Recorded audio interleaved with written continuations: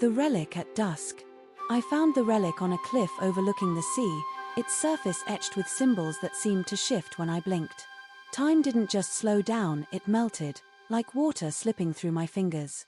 It was late afternoon when I stumbled upon it, hiking alone along the rugged coast of Cornwall.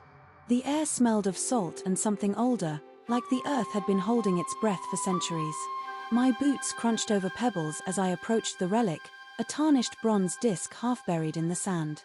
It looked ancient, but not in a way that felt dangerous. More like it was waiting. I knelt, brushing away the grit with my hands. The symbols were intricate spirals and what looked like wings. My fingers tingled as I touched it. Then, suddenly, the world shifted. Time didn't just move, it became a river, flowing backward and forward in waves. I saw flashes, a child laughing on a beach, a fisherman mending nets, my own mother's face from decades ago, smiling. "Whoa," I whispered, but the voice came out more like a prayer. "Lord, help me understand." My heart pounded as the relic pulsed faintly in my palm. The air around me thickened, and for a moment, I felt like I was standing at the edge of something vast and holy. Then, just as suddenly as it began, the time warping stopped. I was back on the cliff, the sun dipping low over the water.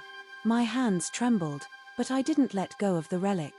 Instead, I closed my eyes and whispered again, this time with more certainty. "Thank you for showing me." The words felt like a weight lifted from my chest.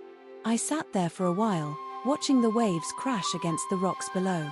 The relic was still warm in my hand, but now it felt less like an object and more like a reminder of something bigger than myself. I thought about how time had moved like water, how moments could be both fleeting and eternal. And I thought about faith, not as a rigid rulebook, but as a current that carried me through the unknown. When I finally stood, I tucked the relic into my pocket with care. The sun was nearly gone now, painting the sky in hues of gold and violet.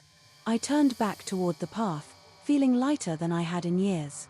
The sea breeze tugged at my clothes, carrying with it the scent of salt and something else, something like peace.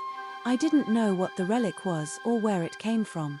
But as I walked away from the cliff, I knew one thing for sure: time might move like water, but faith was the shore that held me steady.